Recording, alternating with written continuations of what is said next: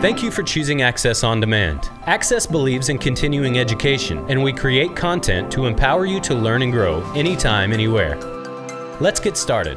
Good afternoon, everyone. Thank you very much for carving some time out of your day to join Lisa and I for today's webinar, where we'll attempt to demystify value-based purchasing, both for kind of what we're going through now and looking forward into 2025. Quite a few registrants, so I think we're all pretty mystified, maybe at some level, about value-based purchasing. So I'm pretty sure this will help kind of get us all moving forward in the right direction and understanding what's coming along for changes and really understanding the whole process better. So my name is Mike Carr. I'm a physical therapist and here at Axxess, and my title is Director of Training and Education. And like all of us, play a bunch of different roles, but certainly my pleasure to be here today and to be joined by my friend and speaking partner, Lisa McClammy. Hi, everybody. Thanks for joining. Yes, I'm with Mac Legacy. I'm an RN. I've been with Mac Legacy about 4 years now, and I'm a senior clinical education consultant. Great. Thank you, Lisa. So here are our objectives for today. So I think we'll be able to hit on all these points in the next hour. So first of all, certainly want you all to gain a comprehensive understanding of the home health value-based purchasing concepts and kind of their impact on organization reimbursement. That's very high on the list of things to understand. By the time we wrap up, you'll be able to compare and contrast the measures that are being used currently and the changes ahead for 2025. And probably most importantly, at the end, kind of tie it all together to learn the essential strategies to optimize your performance and really excel under the new model. So certainly it's a comparative model where there will be winners and losers, but the good news of that is that there will be winners, right? So hopefully we can give you some good ideas of things that you should be focusing on and paying attention to in order to come out on the right side of the equation. So let's go ahead and start. Again, there's a recap of our first agenda. So let's go ahead and start by just kind of touching on a couple high-level topics that I hope you're all aware of, but if you're not, certainly you need to be. And the first is the fact that value-based purchasing data is available for all of you. It can be accessed through iKeys, and if you're not doing that, shame on you, and please start as soon as we end the webinar today. CMS reported fairly recently that only 20% of agencies have accessed their interim performance reports, or IPRs, is what they're called at this point. So hopefully you're in that 20% or a little more now. It's probably trickled up a little bit, but hopefully you're among those people who have downloaded and accessed those performance reports to really understand A, what CMS is measuring, and B, how your agency is comparing to others. So it's a lot of math, and it can be a little bit confusing. It's a 6-tab spreadsheet, but I think once you start looking at it, it will start to make sense of what they're talking about and where the numbers are coming from and how you stack up compared to other organizations. So like I said, it's comparative, so there'll be winners, people in the upper 2 quartiles, I think is the easiest way to look at it on the IPR report. If you're in the uppermost quartile, that's 76 to 100%, you're in good shape as far as seeing an increase in your reimbursement. And if you're in the next step down, that 51 to 75%, again, more good news than bad news. You're likely to see a little bit of a pay bump. But if you're in either the bottom 2 quartiles, then it's certainly indicative that you have a lot of work to do. So those are really valuable information. So the January one is out already. We're now a few days into March. End of March will be here before we know it. And then the April report will be out.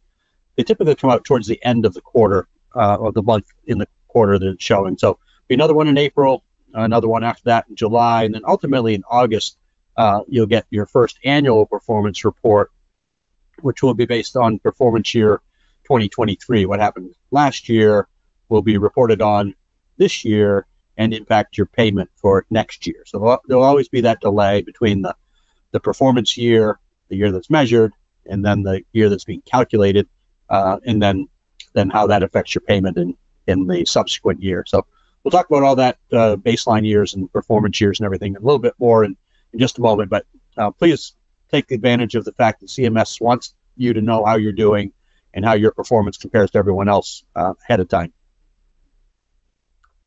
So there's really two ways to get care points, and care points is the CMS term for ways that you're measured on your successes with value-based purchasing. So the first is really performance points, where your score for each of the measures is compared to everyone else's performance, and they're, to simplify the math, they're really just stacked in order. People that are better than the mean get points. People who are at the very top of the scale get the most points. They achieve that benchmark where they can get 10 points for each measure. But really, that's the first thing, is it's really just how did you do compared to everyone else. So your agency score during that performance year on each measure compared to your cohort. And there's two cohorts. Most agencies across the country fall into the large volume cohort. If you're maybe a startup or just have a tiny home health census, you may fall into the small volume cohort, which essentially means you don't have enough patients to have to submit your CAPS data. So if you don't have CAPS data, they can't use all three variables to calculate your performance. So let's just use the claims and the OASIS information.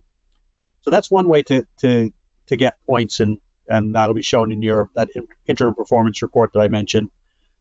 But if your performance isn't up to par or up to where you need it to be, all hope is not lost, because you also can get points for improvement. So that's the other way to kind of win at value-based purchasing, is to show year-over-year improvement as you compare your agency just to your agency. So again, you're not comparing my agency to Lisa's agencies or agencies across the country. It's really what sort of movement have you made in a positive direction on each of these measures.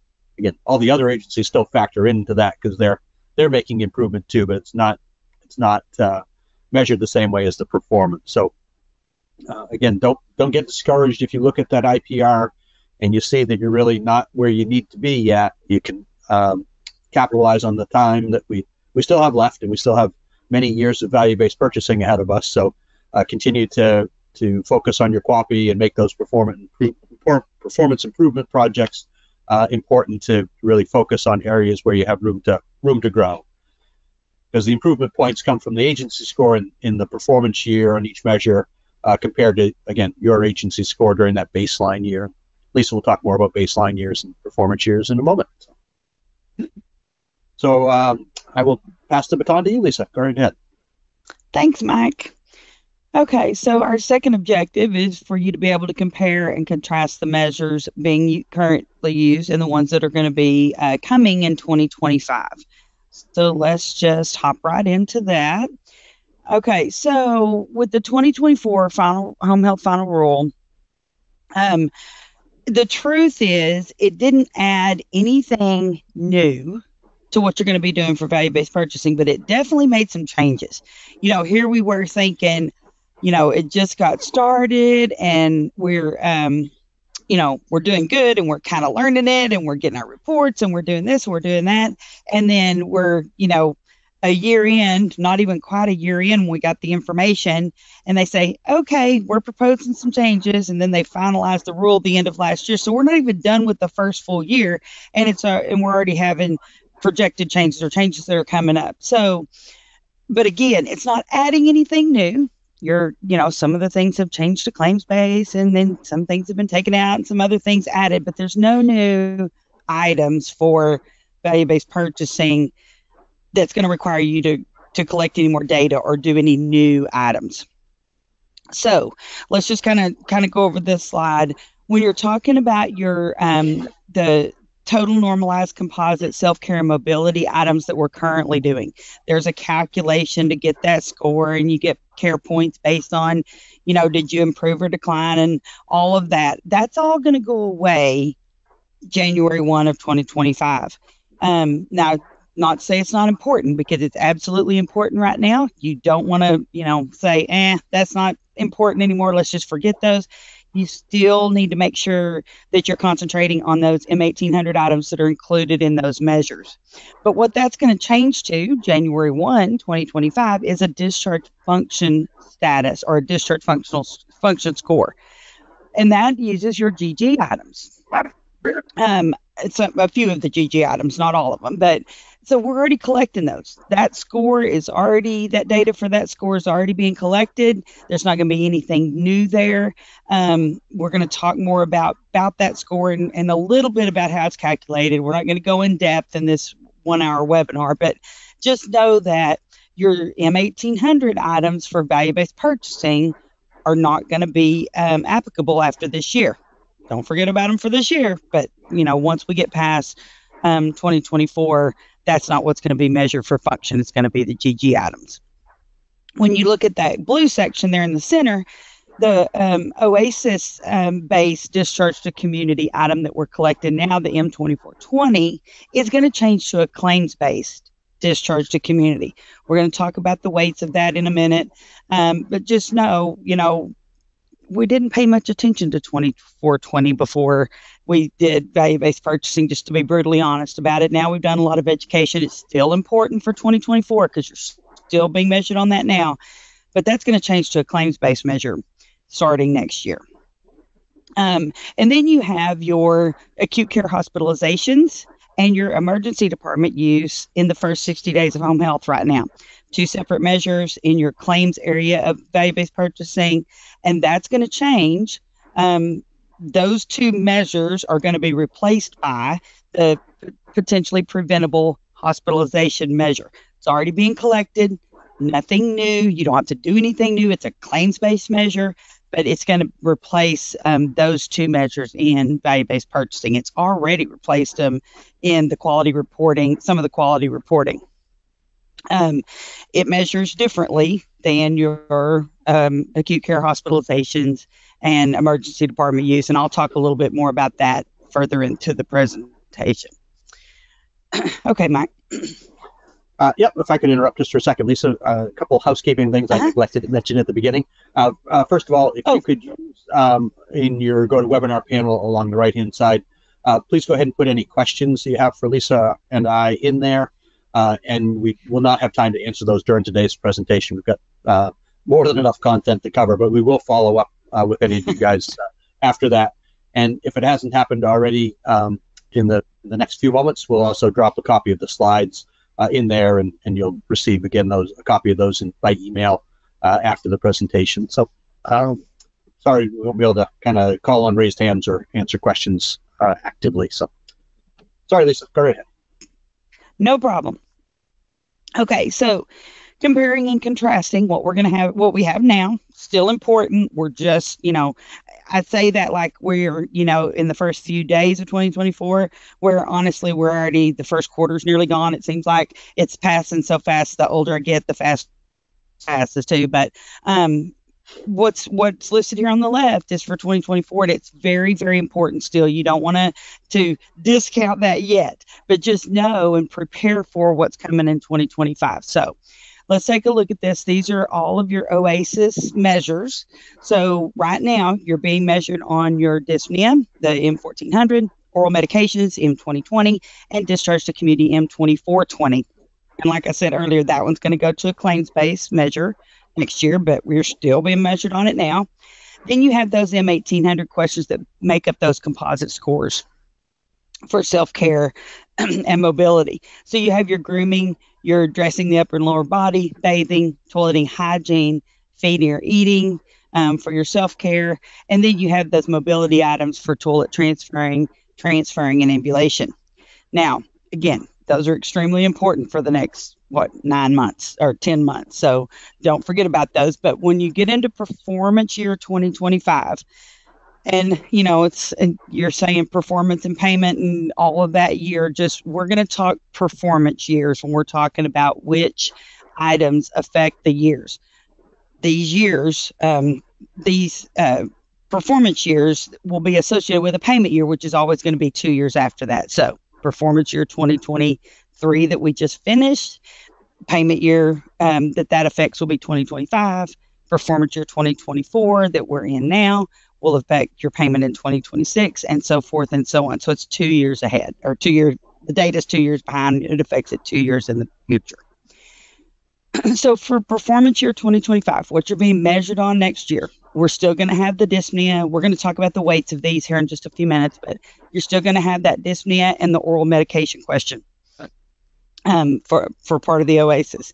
Then you're going to have that discharge function score that's going to include your GG questions. It's actually going to include 10 of those. I'm going to explain this a little bit more in detail when we get down to a couple of slides. But you see, it doesn't include all of the GG questions, but it includes 10 of them. There's 11 listed here, and it's going to depend on how you answer one of them, which one the bottom two in that list will be counted, and we'll talk about that in just a few minutes. But anyway, again, just, it's really hard when you're coming on this major change as early as we are in the game, it seems like, because make sure you continue on with what's important now, but you're starting to prepare for what's really going to be important in performance year 2025. Okay, Mike.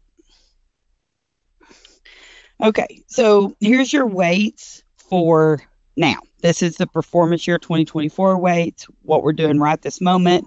For those OASIS-based measures, the total OASIS-based measures, total of the OASIS-based measures is 35% of your total value-based purchasing. Claims-based is 35% also, and then your HCAP survey-based is 30%. I'll just go ahead and say now, because it's going to show on the next slide, the HCAP survey didn't change. So you're still going to have 30% HCAPs, and each one of those 5 sections in there are going to weight 6% each within that category. So that didn't change at all. The changes came in the OASIS and the claims-based sections. So right now, that improvement in dyspnea is 5.83%. Discharge community is the same, and that improvement in management of oral meds is the same. So those were weighted equally and are weighted equally for this year and last year. Now, for those composite scores, they're weighted a little bit higher. They're 8.75% each. Again, this is what we're being measured on right now. Then when you drop down to the claims-based measures, within that category, your acute care hospitalization is 26.25%, and your emergency department use is 8.75%. You'll see on the next slide when we get there that the acute care hospitalizations are still extremely important. When you think about the total 100% of value-based purchasing, more than a quarter of it is your hospitalization rate. So you want to make for absolute sure, if you're not concentrating on that now, that absolutely has to be something that you concentrate on now and going forward. It's just this huge amount of this whole value-based purchasing model. Okay, Mike, let's go to the next slide. Okay, so when we're looking at what's coming January 1, 2025, so we're talking calendar years. And I know a lot of things are not measured in calendar year, but for value-based purchasing, it's in calendar years. So coming January 1, the improvement in dyspnea is the same. That measure is going to stay the same, only the percentage is a little bit different, not much. It's 6% where it was 5.83. And then your improvement in management of oral meds, it went up a little bit. So they're going to concentrate or give a little more weight to, and that patient manage their oral medications better. And so it went from the 5.83% to 9%. Then they are adding that discharge function score, and it's going to be weighted at 20%. So it's going to be very significant, a fifth of the total. So you want to make for absolute sure that you're concentrating on being prepared for that. Again, it's already being measured. They already are able to get that data, but it's going to be really important that you concentrate on answering those GG questions correctly and understanding them, and make sure that you're going to get, be able to see, whether you're stacking up on that particular score and whether your functional is where it should be. We have always, added that discharge goal in the GG items. That's going to go totally away. There won't be a self-reported goal anymore. So again, nothing added here, and really they're taking something away, but it's just going to be really important for functional for you to concentrate on the GG starting January 1. Then when you talk about the claims-based, that potentially preventable hospitalization is 26%. Still, we're going to talk a little bit about that measure in a few slides. What you need to understand there, it's not just hospitalizations. It's going to include observation stays too, preventable ones. So it's that measure is extremely important. If your patient goes to the hospital, it's going to be as important as it is now, if not more important than it was before. And then your discharge to community, that moved from the OASIS section down into the claims-based section, and they're weighting that at 9%. So that percentage went up too. So, very, very focused on, is the patient going in the hospital, admission or observation? Was it preventable? And did that patient end up being discharged to the community? Very important. So anyway, your claims-based, again, nothing new here. They're already measuring all these things. So it's a matter of fact, the discharge to community, it's not going to be based off your OASIS question anymore. It'll be based off claims. So nothing new for you there. And then, like I said earlier, the HCAPS is not changing at all. All right, Mike, let's go to the next slide. Okay, so I want to just mention the baseline year because, again, we're, find out in November of our first performance year that we're already going to get changes. Well, not only are they making changes to the items that you're going to be measured on, they're also changing the baseline year. So the current baseline year for this year, what you're being measured for now, is 2022. But they're going to update that and move that to 2023. So when you get your annual reports and for your 2023 data, you're going to know what your baseline is for your agency. And then that same information should come out for your cohort towards the end of this year also. So we still, we don't know what our baseline is that we're being compared to, the new one, beginning next year yet. We will know towards the end of this year. So again, your baseline year for this performance year, 2024, is still 2022, but beginning January 1, that's going to change to calendar year 2023. One thing I just want to point out here on this, you see every measure, all your OASIS measures, your claims-based measures, except for that discharge to community that's claims-based, it's going to be a 2-year data period for your baseline, which will be 2022 and 2023. Just want to point that out. Okay, Mike, let's go to the next slide. Okay, so just as a reminder and just to kind of talk through the GG items, I know we've had them a while. I mean, I understand that we've been answering them, but it's going to be extremely important for your clinicians to understand how important it is to get the scoring correct. What I want to kind of talk about is, when you're talking about your M1800 functional items, you may have 4 answers or you may have 7, depending on which question you're talking about. It's not that way with the GG items. They're standard. So your responses, you should be, you should know the definition of each one of these responses. Make sure you understand the partial moderate versus the substantial maximal. Make sure you understand exactly what that is and what the percentages are. And also, assistive devices are not considered here. So if the patient has adapted and uses an assistive device, you don't take that into consideration when you're answering the GG questions. As compared to the M1800 questions, sometimes especially in ambulation, your assistive devices are built into the answers. So in my mind, I'm thinking that your GG items are more standard, and the answers are definitely more standard, to where you can be more consistent with answering and consistent with understanding the answers based on each of the questions, because they're the same.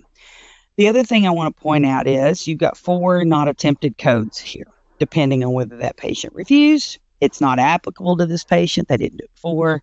Not attempted because of environment, or not attempted because of medical condition or safety concerns. So, the patient did this before, but they don't do it now. That's the difference in 9 and 88. You're not applicable and you're not attempted due to medical condition or safety concerns. But what you want to think about here is you don't want to use these codes unless it's absolutely the last resort. You always want to score your patients if at all possible. So you definitely want to avoid the use of those activity not attempted codes if you can at all. I find sometimes that clinicians will think, oh, I'm not going to attempt that, or they don't do the full functional, and they'll say, not attempted for whatever reason. You want to avoid that if you at all possibly can. All right, Mike, next slide. Yeah, I'll let you catch your breath there for a second, Lisa. I know you're fighting your voice a little bit, so I'll just add that I think we're planning on doing another webinar or two together throughout the course of the year, because we know that value-based purchasing is so important and so complicated.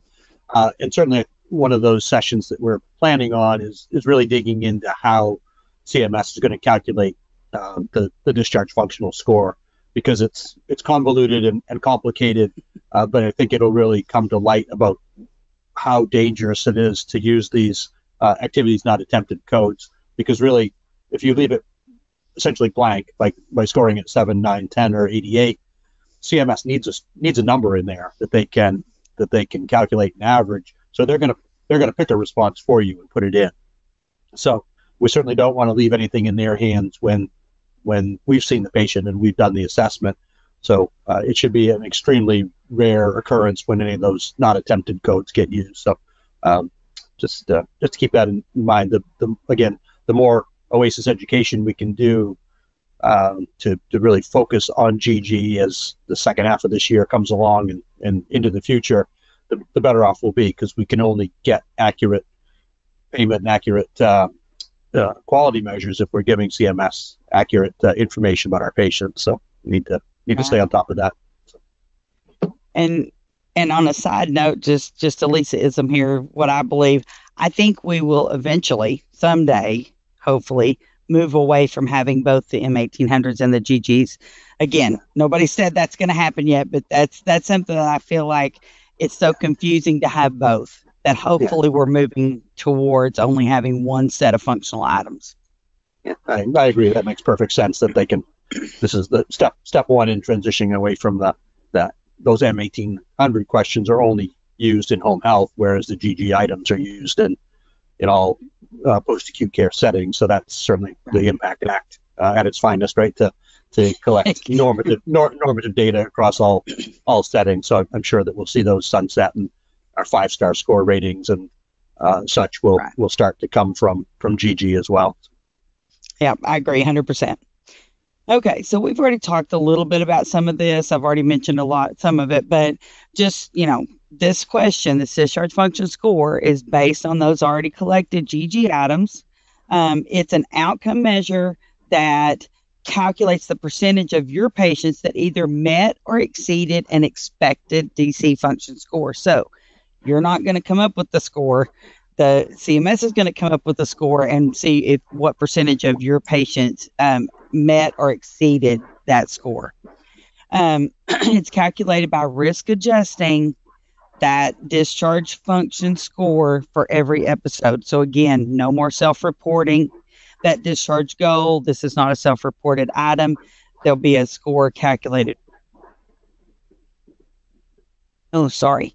And then already in some of our quality measures reporting, this score is replacing the application of functional assessment and care plan measure that was being measured.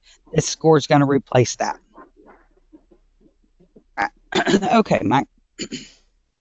So, like I said, the discharge function score is based on a limited number of those GG questions, and Mike's already alluded to this, but these items are collected across the post-acute spectrum. So this will be a standardized question, or can be a standardized question among other settings other than home health. So it's 10 items, and what's going to determine whether that GGO 170J, that walk 50 feet with 2 turns, or the GGO 170R, the wheel 50 feet with 2 turns, what determines which one of those is used as your 10th item is how you answer the walk 10 feet question. So again, only 10 items is what's used to calculate it, and it'll be all of those first 9 plus one of the last 2 in this list. So one of the things CMS said is that discharge function score is going to provide an actionable feedback to hold home health agencies accountable and encourage improvement in the quality of care delivered. So actionable, you're going to get a score. You're going to be able to work on improving that score. I have a feeling there'll be a whole lot of performance improvement projects on improving this score once we get there and find out what it is and how it's going to work in our agencies. So. Okay, Mike, next slide. So for our risk adjustment factors, we put this slide in here just to kind of talk about what things affect, and especially the discharge function score in this instance, but these are risk adjustment factors for a lot of our quality measures. What age category is the patient in? What did you put as the admission functional score for that patient? Did they have prior surgery? What was their prior function? And did they use any devices prior? Their pressure ulcers, do they have any pressure ulcers? What's their cognitive function? Do they have incontinence? Do they have any assistance? And what are their living arrangements? All of those things play into it. Also, the body mass index. Are they confused? Are they at risk for hospitalization, which is 90% of our patients most likely? Do they have any vision deficits? That also plays into it. Those medication management needs. Medication's a hot topic in a lot of different things, but it also plays into risk adjustment. Your supervision and safety sources of assistance. That's that M2102 question. That's going to play into it. What admission source? Was their admission source when they came to home health? And then their comorbidities, and comorbidities are big. You want to make sure that if that patient has active diagnosis, that you're getting those comorbidities in there so that you get that risk adjustment. The definition is all active and current diagnosis, so you want to make sure that you're coding appropriately. All right, Mike. I'm actually getting done a little bit quicker than I thought. That's good. That's good. Statistics, yeah. I'm just going to add here real quickly that okay. It's, I guess, nice that CMS is being transparent about these risk adjustment factors for value-based purchasing, and they're relatively understandable. So I'm sure that analytic kind of tools will be able to put together some good, reliable predictions that we'll be able to use, because again, like you were saying, it's not as cut and dry as a outcome measure, for example, where you can say, did they get better or not, or even the total normalized composites, where we could understand how much movement did a person make on the scale. Maybe there's, like you said, 6 steps in M1860, and they went from a 2 to a 5 or a 5 to a 2. That's a 50% of the scale. That was all kind of understandable math that we could replicate if we needed to, or at least understand what CMS was doing when they gave us our IPR reports.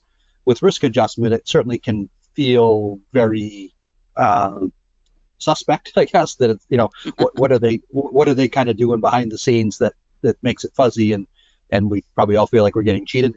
And I think that's very true for outcome measures. But I think for the value-based purchasing measures for this discharge functional score, it's a little bit more transparent, a little bit more understandable what they're doing with that. So I'm sure, again, it's not going to be so simple that we can each do that on our own individual patients, but I'm sure that the companies that put energy into the business intelligence or data analytics pieces will be able to come up with some good predictive analytics about kind of what cohorts of your agency are showing, meeting that discharge potential piece. Again, is kind of the new language we need to get used to thinking about. It's not just did they get better, but did they reach that potential that CMS thinks that they should, which again is fuzzy and unclear to us. So we have a lot to learn once the data gets a little bit more evident to us.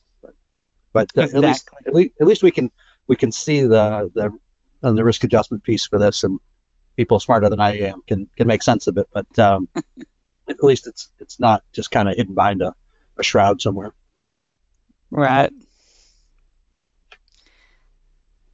All right, we'll touch on this potentially preventable hospitalization, then I'll kind of wrap up my piece, and Mike's going to talk about some of the strategies. So this is the agency level rate of your risk adjusted. Again, this is going to be a risk adjusted measure, potentially preventable hospitalizations or potentially preventable observation stays. So they're going to look at claims data. They're going to, decide, was that a potentially preventable hospitalization or observation stay? There was a study that said 17 to 20% of Medicare beneficiaries discharged from the hospital were readmitted within 30 days. And of those, 76% were avoidable, potentially avoidable, according to the study. And that cost association was $12 billion. So, we don't like to say it's all about the money, but nearly everything we do is about the money somehow. It always goes back to the money. So, trying to figure out how we can keep these patients out of the hospital, and some of them are not avoidable, but if you can prevent that patient from going to the hospital, the days of saying, it's Friday at 3, send them to the ER, and then they end up getting admitted kind of thing, those days are gone. If that's still a practice that some of your providers have of, they don't want to deal with questions, they don't want to deal, you're making the effort to go out and do those visits and find out what's going on with the patient, or you're educating the patient, they're calling you call the provider and they say, send them to the ER. We've got to stop that cycle when it's not necessary. So that's something that you're going to, it really shouldn't fall to the home health agency to have to do that.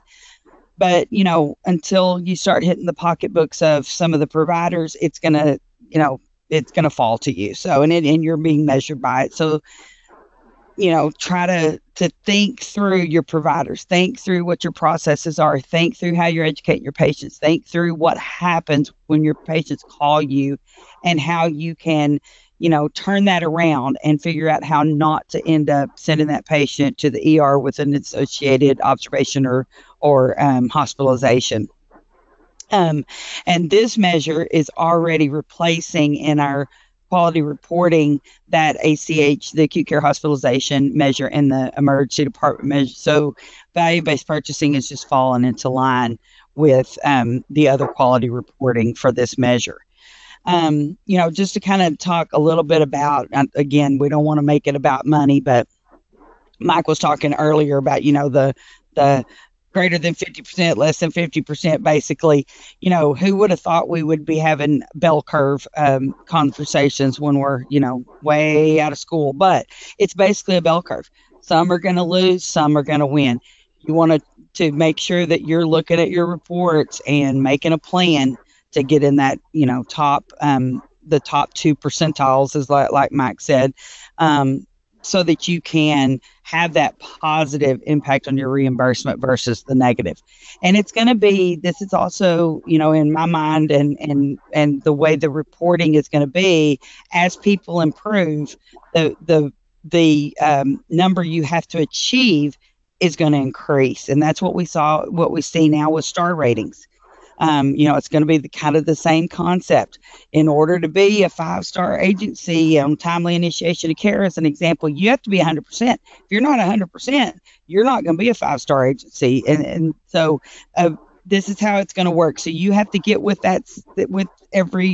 all the other agencies and set yourself ahead of the rest, and make sure that you are improving and staying in the upper 2 percentiles of that bell curve, or you're going to be behind the 8 ball when it comes to your payment adjustments. All right, Mike, I think. Yeah, that's a great point. I think it makes, if you look at it from CMS's angle, it makes perfect sense why they love value-based purchasing, right? Because they're not paying any more money.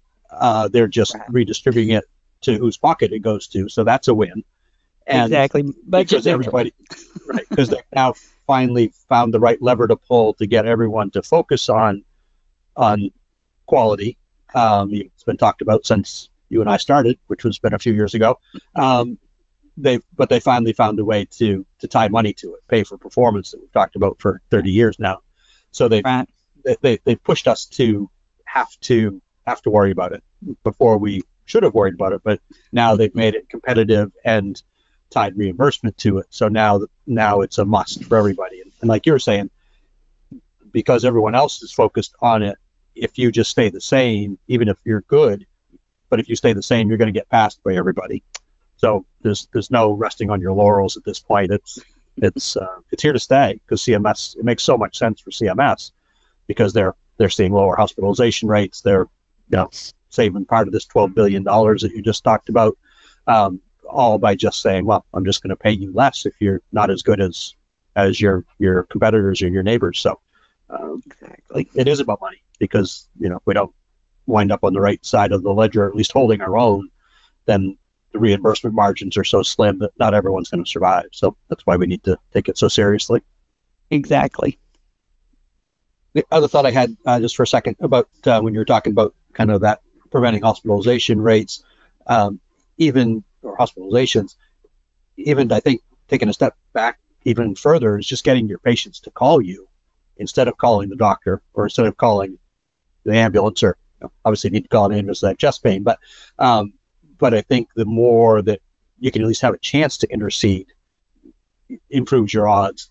But I think so many patients and families, they know your staff and they like your staff. And they don't want to bother you if it's 2 a.m. or if it's Friday evening and they know that your nurse had plans to go to a dance recital or whatever the case may be. So they'll say, well, I don't want to bother that nice young lady that comes to visit me. I'm just going to call the doctor, and the doctor doesn't know their patients anymore, or the doctor's office. So everyone's going to take the path of least resistance, and the on-call doctor is going to say, well, I don't know, but to limit my liability, I'm going to say, well, you probably should just go to the hospital and be checked out. And then the hospital's not going to know the patient either, so they're going to take the safe route, and they're going to either admit them to an observation bed or admit them to an actual bed, when maybe all that could have been circumvented if you really drove home the point that, well, call the nurse. That's what we're here for. Or call the agency, and then we'll help you figure it out from there. If you need to go, we'll help you. But if you don't call us, we know you're going to wind up in the hospital, and we know that that's going to count against us. So whatever measures I think that we can take to prevent that call from going to anyone other than the agency is step one in the line of dominoes. Exactly. Yeah, so let's go ahead and this is not going to be a mic monologue. It's going to be Lisa chiming in here too, because she has some great thoughts, and it's great that one of us is a nurse and the other's a therapist. I think that we kind of look at things similarly but differently. But really kind of now try to pivot our thoughts to, well, what do we do about all this? And this isn't changing from 2023 to 24 to 25 or probably to 2030 or whenever, however far down the road our careers take us. But value-based purchasing will continue to evolve, but I don't think it's going to go away. It just makes so much sense for CMS. But so I think it really comes down to kind of 4 primary approaches to take. Really understanding your data, because you can't make any changes if you don't know what you're looking at, what you're measuring. Again, Lisa showed us that 35% of our score comes from OASIS information. Yes, that's going to shift a little bit from 24 to 25 about which items it is, but it still comes down to OASIS accuracy. Minimize hospitalizations. We've harped on that a bunch, but again, keep in back of your mind that 26% of that overall score comes from your ability to keep people out of the hospital. And then not to overlook that consistent 30% that comes from patient engagement, which we have tended over the years, I think, to not put a lot of weight on because it really didn't impact much other than a kind of a secondary feeling 5-star score, I guess, that we got about our patient satisfaction. But it's 30% is pretty significant. So let's kind of take these one at a time and talk about QAPI first. Again, it's been in the COPs forever. So it shouldn't be a new concept to us or a new idea, but I really think that it comes down to knowing your data. You really need to know how you're performing.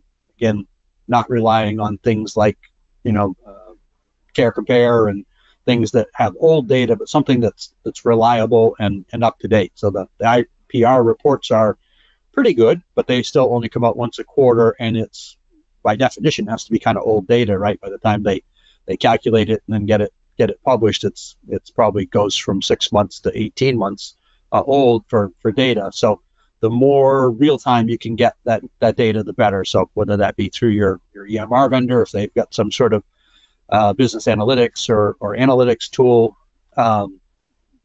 other third-party vendors, maybe like SHP, it does a great job, but somehow you need to get your hands on real-time data so you know how you're performing.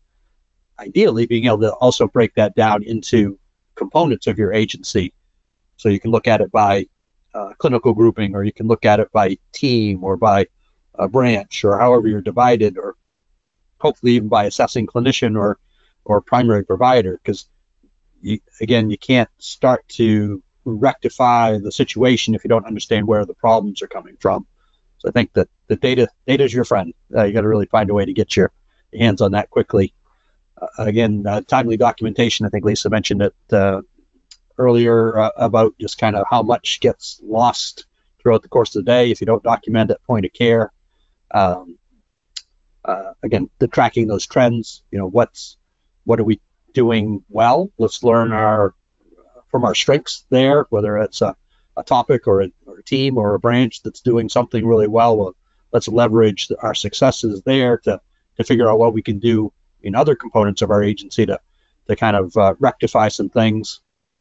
Again, the whole performance improvement method, or process, I guess it's not a report. Quality's not a report. It's not a snapshot. It's a snapshot that's then layered onto a plan or a strategy, right? To do something different, to see if you can get different results and better results. But you need to continue to go back and measure that to see if you're really doing things that make meaningful change or not. Because just because you're doing things differently doesn't mean you're doing things better and you're going to get better outcomes or better results. So maybe you need to visit that periodically to make sure things are going the direction you think.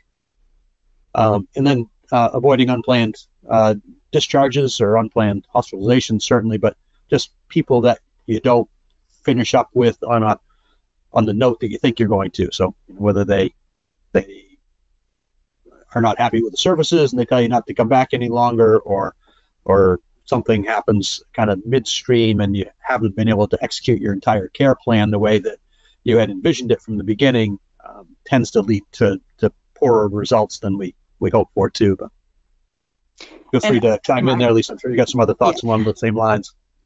I'll just hop in there for just a second. Just remember that your outcome measures are measured by a quality episode. So it's a start of care, a resumption of care, to a transfer, discharge, or death. So if you have an unplanned discharge, so the patient, I don't know, moves out of the area and you didn't know it, whatever it is, whatever the reason that you were expecting to carry out care further and you had to do an unplanned discharge, the last qualified clinician that saw the patient has to do the discharge based on their assessment. So that potentially might be the start of care assessment, or a visit way early in their care. So you want to make sure that you make a agreement, if you will, with the patient, with the family or whatever, that you need to come in and do that discharge and make sure that the agency discharge I'm talking about, so that you get that quality data and you get it complete so that you get your improvement shown. Sometimes you don't get to show that improvement, depending on what that unplanned discharge, how it works out. Yeah. Get credit for the work done, right? That's right.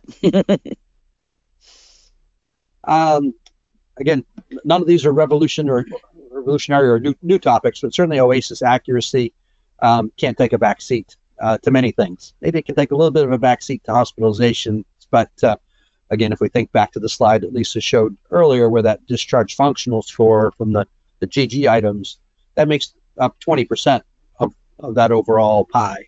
So between that and the 26% for hospitalizations, that's half of the total score for your value-based purchasing. So OASIS accuracy, again, needs to be something that you focus on frequently and consistently.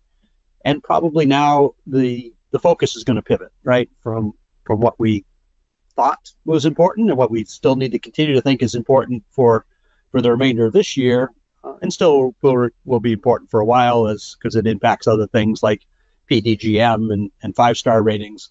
But we now need to start layering on top of that education related to GG items too. So OASIS education for all clinicians and the QA staff, everyone needs to be on the same page. And it's not enough just to have managers and supervisors understand OASIS. It's really anyone who touches an OASIS assessment is really playing a role now in not only your quality scores, but now in your finances. Because if they're not understanding OASIS accurately and not giving the correct score, they have the potential to be causing, inadvertently, but causing financial harm to your agency just because they don't understand the importance of doing it in a timely manner and doing it correctly, and understanding the nuances of what the guidance manual asks us to do with OASIS. Score before the benefit of services. This is a great point that Lisa brings up and to me that really had never dawned on me till a couple of years ago. We did a presentation together, but the CMS guidelines want you to score that patient essentially the way you find them when you walk in the house. What's their status at that point? Hopefully, we do something during that first visit that makes them safer, particularly from a therapy point of view. Maybe we've taught them something, or we've removed environmental safety issues, or we've done something that maybe has left them in a better spot than we found them. But we want to score the OASIS on the way we found them, not on the way we left them at the end of that first visit. So that's important. And again, it's not fraud or playing any kind of games. That's the way the CMS guidance manual instructs us to complete things. Again, all of OASIS is important. We saw it in that risk adjustment slide that a lot of that information comes from OASIS, but also it's hard to look at OASIS any differently than thinking that the ADLs and IADLs are a little bit more important, because again, whether that's looking at the M items in the 1800 section or the GG questions, that's really where, from a value-based purchasing perspective at least, that's where CMS is focusing as well. So in addition to the management of oral meds and improvement in dyspnea, so those two kind of being standalone, but looking at those sections with an extra attentive eye on your education. And again, making sure that you use the tools that you have available to you, whether that's, again, your EMR hopefully has some great embedded tools where you can get guidance on OASIS items and understand how CMS wants us to answer these things, or again, whether it's third parties or whether it's bringing in consultants or having someone on your staff that's OASIS certified that does you do online e-learning. However, you get yourself and your clinical and QA staff more in step with each other and with the OASIS guidance, the healthier you'll be. And just to kind of piggyback on there, Mike, the example that I always use when I do OASIS education on scoring before the benefit of services is your management of oral medications. You may find that patient that they've missed doses of their medication, even if they're filling a pill box, they've missed doses, or, they're not taking it correctly for whatever reason. And you may be able to set up reminders in their phone. That may be all it takes. Or you may be able to get the daughter or the neighbor or whoever to remind them to take their medication so that they don't forget. Well, you're going to score them the way you found them, but then you're going to be able to show improvement the next time that you do an assessment on this patient after your interventions have been implemented and you can show that they've worked. So that's just one of many examples. Another one is for dressing. So the patient may store their clothes where it's not easily accessible to them, but you're going to go in and find them that way and see that they nearly fall when they get their, socks out of the drawer in the dresser or whatever, or their chest, but you're going to move them so that the next time the patient gets dressed, they're not nearly going to fall getting their clothes out, and they're going to be safer whenever you score them the next time. So it's a matter of, scoring them how you find them, and the OASIS guidance manual is real clear on, before the benefit of services. So like Mike said, nothing, no fraudulent, anything fraudulent there or anything. It's just following the guidance that a lot of people don't understand. See, your nurse mind goes to medication safety right away, and my therapy mind went to falls. So it's shows the value of having both. Yep. And again, those two topics are 1A and 1B as far as hospitalization reasons and in home health too. So and that's certainly the other thing. Again, we've talked about at length here about the need to minimize hospitalizations, both for the patient's benefit, obviously, and families, but also from the financial and outcome perspective as well. So again, collaboration, the more services we get involved earlier and often, again, Lisa's nursing eyes and my therapy eyes, looking at things a little differently, really kind of coming to the right conclusion, both on scoring OASIS accurately. We need to collaborate on that, but now also just coming up with the right care plans and interventions. Medication management, we just touched on. That's a huge reason for prolonged illnesses and hospitalizations, falls and safety. Again, not sure which order those fall in, but I know they're numbers 1 and 2 in what leads our patients to the hospital and to having poor outcomes. Again, skin integrity issues can't be overlooked. Functional assessment and care planning. We need to be doing the right things at the right time for the right people, right? To make sure that we get the outcomes that we anticipate and deserve. And now that CMS is going to be projecting that we should get, now that they're doing their math to say, well, this is the picture you gave us at the beginning with all these other variables that they're calling risk factors. This is what we expect them to look like at the end. If we haven't had the right care plan in place, we're not going to meet the objectives or the kind of that end stage goal that CMS is projecting for us. So can't do that without a good functional assessment, kind of, again, the collaboration between both therapy and nursing services, involving home health aides when they're appropriate, and really getting the right care plan in place. And then, we're not naive enough to think that hospitalizations and emergency department visits aren't going to happen, but really take a step back and study, well, what happened and why did it happen and what could we have done differently now that we have time to have the benefit of hindsight being 2020? What fell apart in our usual process that led this person to the hospital that maybe we could have prevented somehow? So again, whether that's our visit frequency or whether it's the day of the week that we admit them on and we don't front load visits aggressively enough over the next few days, or whatever the variables may be, something didn't go the way we expected it to go, and the end result was not good for the patient and therefore not good for the agency as well. So what can we do differently so we don't repeat that same pattern again down the road, and we can show better outcomes? Thoughts on that, Lisa? And then I'm on mute. No, you pretty much covered everything. I would just, say that leverage your EMR when you can to either ask every visit, did you go to the hospital or the emergency department? Because a lot of times you don't even know until much later. So you want to make sure that's one of the questions that you're asking. You also want to ask, have you had any falls? Do you have any new medications? All of those things lead to the patient going to the hospital or to the emergency room a lot. So you want to make sure that you're assessing for that at every visit.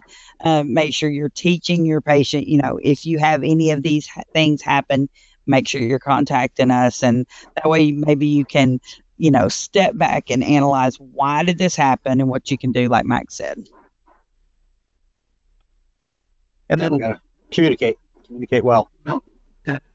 And I think that some of those things that we're asking a lot of questions about, and being engaged with how that patient's progressing and how they're feeling about their treatment, and just kind of their overall experience is important for the clinical outcomes, but also important for the survey results that they're going to get down the road as well. So again, I think this is the part that gets a little feels like it's a little bit out of our hands at some point, but it's still very important. CMS has obviously shown that they value this part of the systems that they put in place, because they have now tied reimbursement to it, right? So 30% of the reimbursement coming from how your patient engagement or CAPS scores and outcomes compare and contrast to other organizations, and/or your improvement from your performance from one time point to the other. So again, we have to follow the rules. We can't tee the patient up to say, this is how you're going to need to answer this, or leave them with a blank survey with it all filled out so that they can cheat. But I think it is important that staff understand not only that they're going to get a survey, but what are the questions? What's asked of the patient after discharge, and it's legitimate to show the staff what a CAP survey looks like.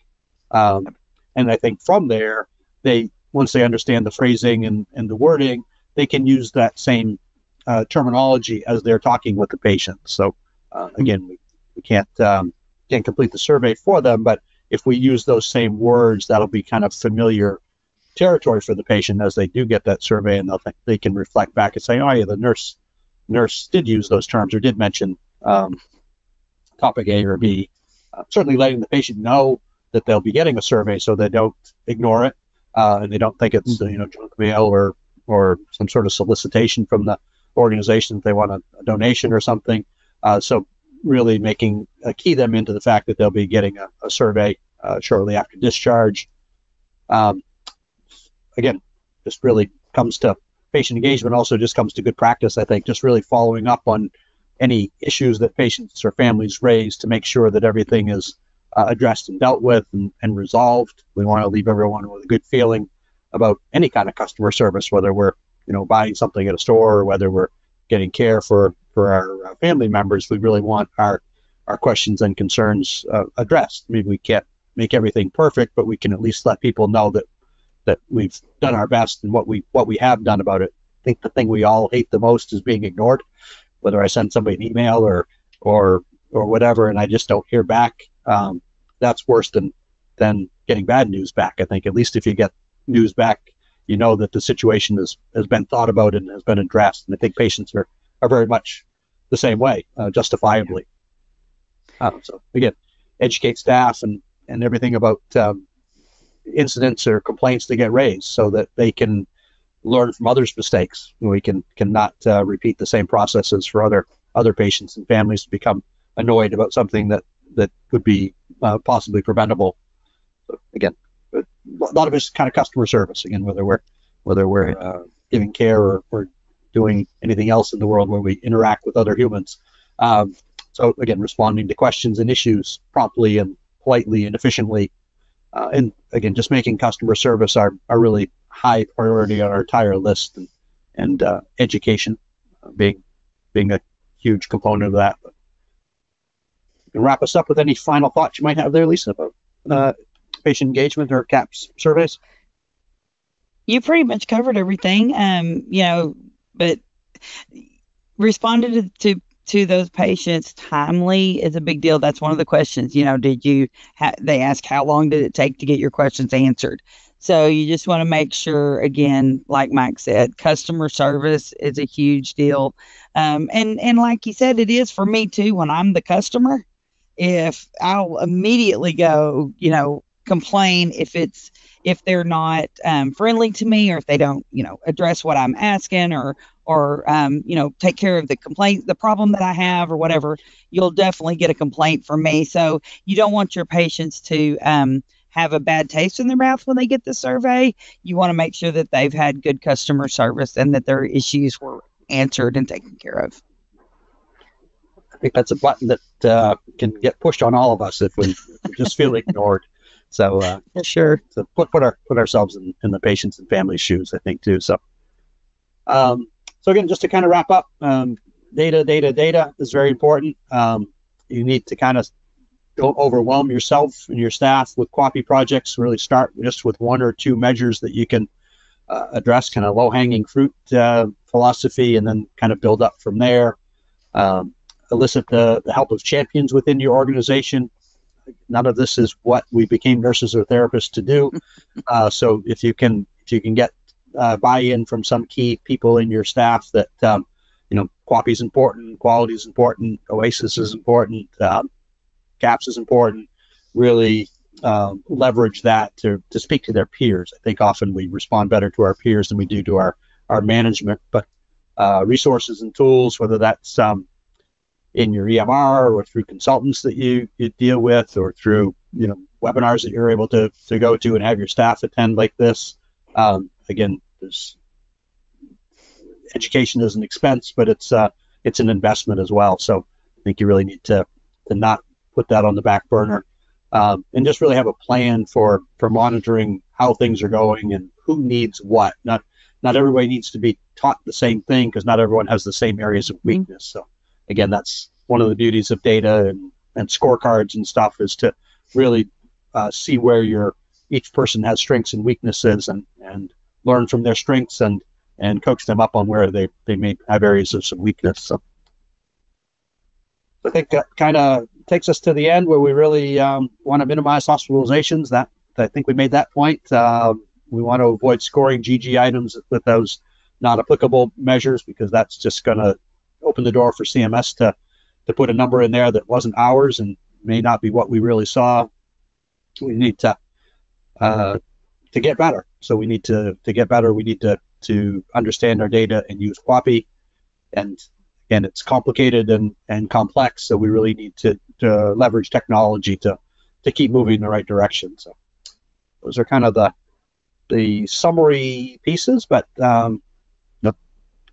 we had a slide there with our email addresses on them, but I will let you know that my email address, if I can help you with anything, is mcarr, C-A-R-R, @axxess.com.